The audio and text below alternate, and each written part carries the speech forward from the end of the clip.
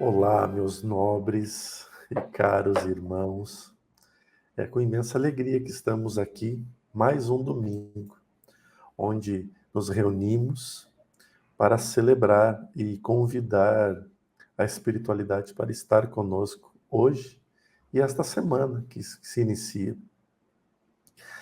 Já desde o início, o portal teve essa característica de usar o domingo para a prece, e agora a gente conseguindo, com essa reunião constante, estudar e aprofundar um pouquinho mais sobre as preces, sobre as preces que já existem. E hoje a gente vai dar sequência numa das preces mais belas, ao meu ponto de vista, que é a oração do Pai Nosso. É a maneira com que Jesus nos ensina a conversar com Deus. E tendo a bonificação de ter Kardec para nos trazer elucidações maiores. E nós aqui tentando, dentro do nosso contexto, acrescentar ainda algumas pinceladas diante de tão belos contextos e ensinamentos. Convido a todos, né? Primeiramente agradeço a participação do Bruno e do Robson, que estão sempre aqui nas gravações dominicais, e convido vocês a conversar com Deus. A gente possa fazer uma prece de abertura. E nesse momento peça tudo aquilo que você gostaria de pedir à espiritualidade. Peça pela família, peça pelos amigos, peça pelo trabalho, peça por tudo, né? Senhor, agradecidos somos por mais este dia e mais essa oportunidade sublime de estarmos aqui vivenciando a tua presença e o teu amor.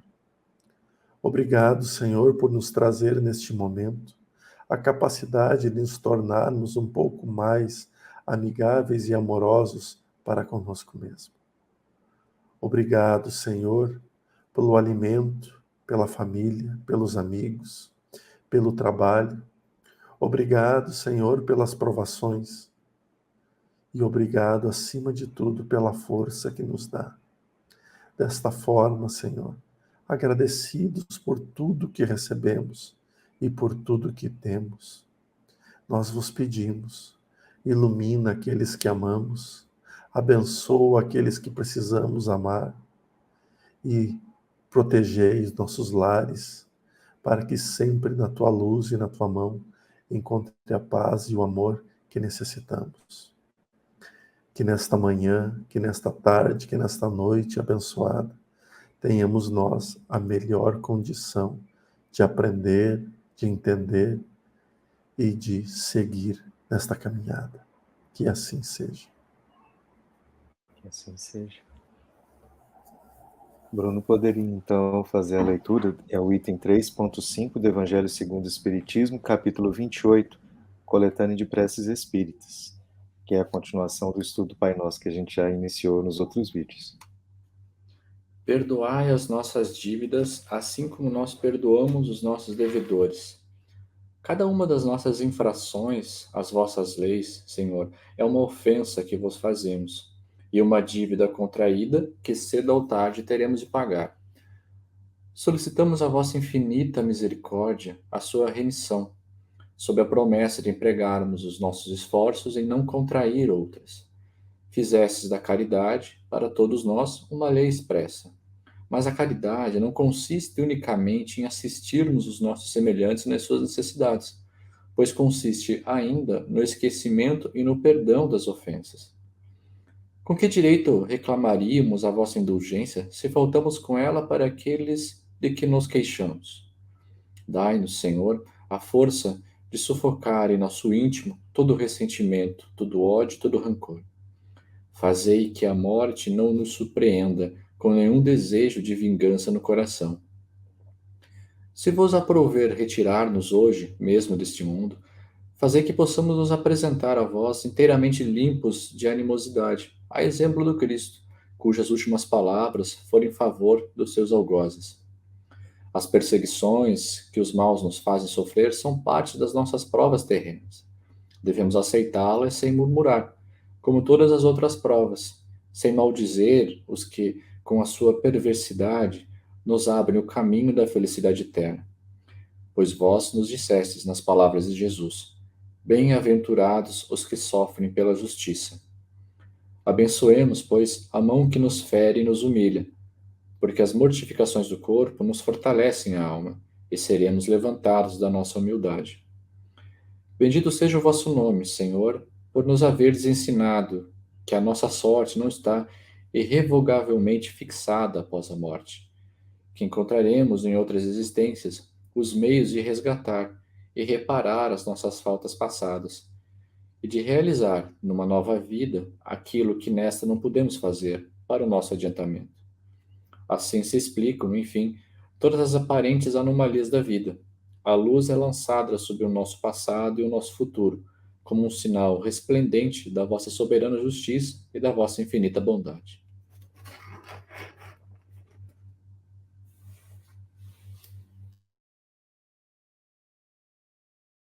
Tem rodapé nesse trecho, Jordelei, que eu fiquei um pouco perdido, porque tem uma hora que ele falou assim: veja nessa obra capítulo 10. Não, para mim ele só manda isso, mas aí ele olha lá no. Ele só manda olhar no capítulo 10. Ah, joia. Ah, não, tem sim, perdão. Algumas traduções dizem: não, não nos induzas à tentação. Aí ele coloca lá: et ne nos inducas in tentación. Essa expressão daria a entender que a tentação vem de Deus, quem incita voluntariamente os homens à prática do mal.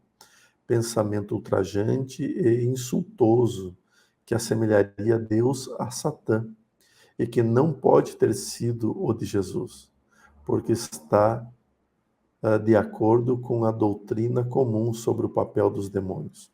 Aí consulte-se ao Inferno, capítulo 10. Eu já conheci algumas versões que dizia assim do Pai Nosso mesmo. É verdade. Para mim, esse rodapé aparece no item 3.6, mas eu acho que ele serve para os dois mesmo, porque é uma questão que ele fala, né, sobre a justiça de Deus. Então, se a gente pensa que tem essa necessidade de indulgência, né? Indulgência é quando a gente faz uma coisa errada e precisa de uma misericórdia, né, de um perdão. Então, a gente cai nessa diferença da justiça de Deus, que aí só Deus que poderia perdoar ou cobrar, né? Com a justiça dos homens, que aí na justiça dos homens a gente sente, né? Muito no direito de julgar uns aos outros, né? E de cobrar coisas uns dos outros. E aí quando a gente pensa nessa justiça dos homens em termos da indulgência, inclusive países que têm pena de morte, e aí vai pedir indulgência para a pessoa não ser morta, né?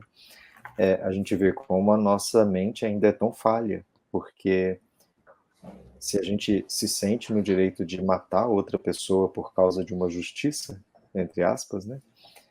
Quer dizer que a gente ainda tem uma visão muito materialista da coisa, a gente está enxergando só uma fração muito pequena do mecanismo da vida, né? Exatamente. Aí, voltando lá no capítulo 10, a gente chega nas boas aventuranças, né? Bem-aventurados que são os misericórdios, porque daí ele fala do perdão, que ele cita aqui, né? Kardec fala que a caridade, além de perdoar, esquecer, né? Essa é uma das partes que eu mais acho linda nessa oração. E é uma das partes que mais me faz pensar, porque não tem como não pensar em Jesus e na inteligência que estava em torno daquele ser. Então, quando ele ensinou a rezar, ele precisava, por exemplo, perdoai nossas ofensas, né? Jesus, ele já vinha, talvez, prevendo algumas ações futuras da religião política, né? Da religião política, que seria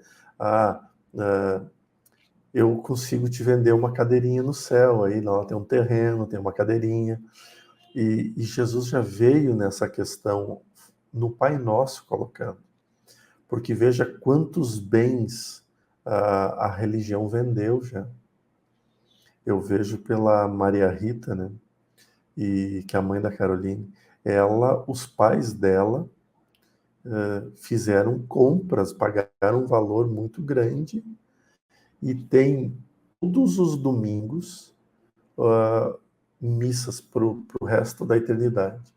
Todo domingo iam rezar missa para eles. Claro que os padres dessa geração que está agora não fazem nem ideia onde estão aqueles nomes, né?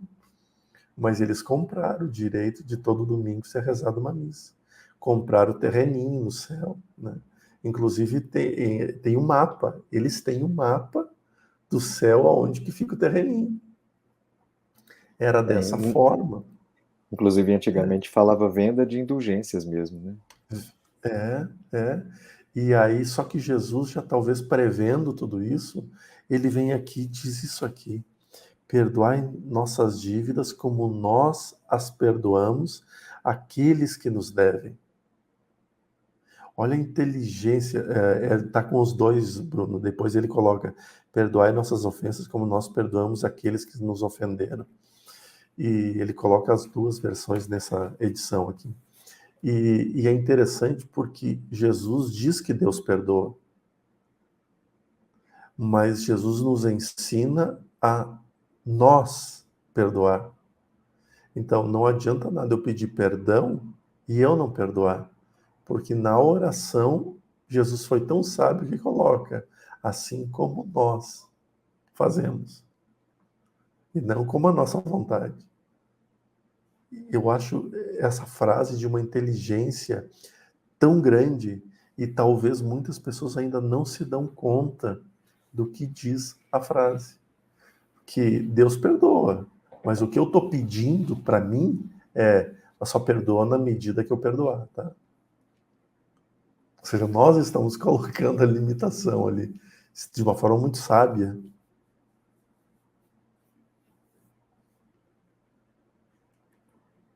E é interessante porque eu escuto muito falar é tipo assim, eu perdoei, mas não tenho amnésia. Eu perdoei, mas eu não esqueço. Eu perdoei, mas não significa que eu tenho que ser amigo. Eu perdoei, mas eu também não quero ver na frente. Tá, mas então tu não perdoou. Quando tu perdoa, tu realmente perdoa de coração, tu não tem mais aquela lembrança assim. Claro, as lembranças, elas ficam na nossa mente, né? Ficam com a gente, mas você vai lembrar como um acontecimento, como algo que ocorreu na tua vida e que tá, tudo bem, passou isso não me dói mais, isso não me corrói mais, isso não me aflige mais, porque eu verdadeiramente eu perdoei, né? E eu acho isso muito interessante, sabe? Essa questão do perdoar. Perdoar assim como nós perdoamos a quem nos ofende. E será que a gente realmente perdoou quem nos ofendeu? Será que é tão simples assim nós perdoarmos a quem nos deve ou a quem fez algum mal a gente? Eu acho que isso talvez seja uma coisa que a gente tem que realmente pensar, sabe? Porque se nós rezamos ali, perdoar as nossas dívidas, assim como nós perdoamos os nossos devedores, aí é como o Joselê explicou. Cara, será que tu perdoou mesmo? Tá pedindo para ser perdoado, mas tu perdoou? Eu lembro dessa semana umas frases que eram assim, perdoe para ser perdoado, ame para ser amado. Será que a gente realmente está perdoando? Será que a gente está realmente amando? Fica a pergunta, né? Que realmente também, eu me coloco no meio também. Será que eu realmente perdoei quem me ofendeu em algum momento, sabe? Eu acho que isso que você está falando é muito importante, né, Bruno? E eu vi um estudo, tem uns 15 dias que eu vi esse estudo, das pessoas focando um pouquinho o assunto, não na palavra perdão, mas na palavra ofensa. Então, por exemplo, então eu devo perdoar quem me ofendeu. Mas quem me ofendeu, como que essa pessoa conseguiu me ofender? Provavelmente ela conseguiu atingir um ponto fraco que eu tenho, entende? Porque senão ela não conseguiria me ofender. Então, nesse estudo, eles estavam explicando, por exemplo, assim, que Jesus, ele não precisava perdoar ninguém, porque ele nunca se sentiu ofendido, né? Então, por exemplo, na passagem da mulher adúltera, tinha aquelas pessoas querendo apedrejar a mulher, né? E aí Jesus fala assim: atire a primeira pedra quem tiver sem pecado, né? E aí todo mundo sai da praça e no final ele vira e fala para ela, né? Cadê os que te condenavam? Aí ela fala assim: eles foram embora. E ele fala assim: eu também não te condeno. Você vê que ele não fala: eu te perdoo, né? Eu também não te condeno. E tem uma diferença sutil, que é justamente assim: eu não me senti ofendido com a sua conduta, né? Você fez isso e você vai ter que refazer o que você fez. E ele fala para ela: vai e não volte a pecar, né? Mas ele não se sentiu ofendido. Então, esse ponto, né, da gente ter que perdoar as pessoas, é porque a gente se ofende com muita facilidade. E a gente se ofende com muita facilidade porque a gente acha, né, que o outro nos deve alguma coisa.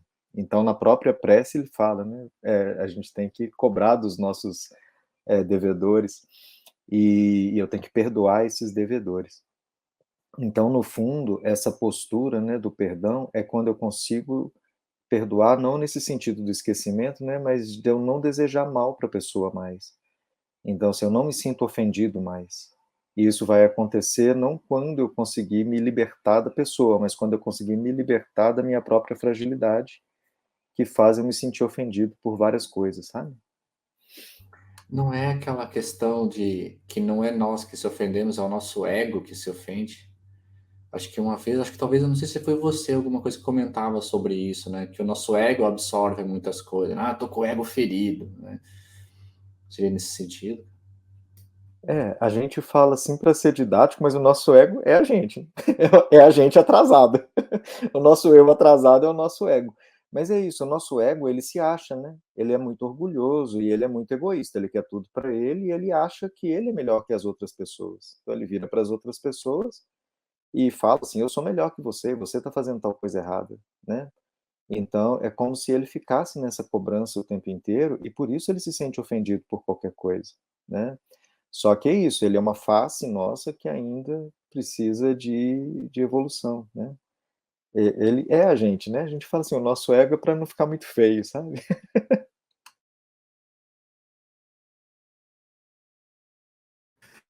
Tem uma das coisas que agora eu estava olhando aqui de novo enquanto vocês falavam, e eu achei interessante porque ontem nós gravamos a, a parte 2 e 3 da mensagem de um espírito chamado Adalberto, que veio através do mentor Lázaro trazer uma mensagem recentemente, uma live recente, acho que é a 93, se não me engano. 93. E, e, e ele fala exatamente de como a gente tem que se cuidar ao entrar no mundo dos espíritos de novo, né? E aqui tem esse capítulo que diz assim, de uma forma tão linda, ó: dai-nos, meu Deus, a força para apagar em nossa alma todo o ressentimento, todo o ódio e todo o rancor. Fazei com que a morte não nos surpreenda com nenhum desejo de vingança no coração. Porque a, tem aquele medo de todo mundo de ir para o umbral, né? Eu não sei por quê, sendo que a gente já está no umbral. Então, não tem como ir para um lugar onde a gente já está nele. Mas bem, mas o principal caminho é o que nosso coração guarda, os ressentimentos. Não importa, claro que todas as benesses e os bens que fizer vai contar a favor. Claro que sim, mas não tem como limpar o coração. Ou a gente transmuta ele, ou a gente é ele do jeito que ele é, porque maquiar o coração não tem. Maquiar os sentimentos não tem como, ainda mais no mundo espiritual. E é estes sentimentos que nos causam ressentimentos, rancores, e esses que nos prendem nas zonas densas de vibração emocional.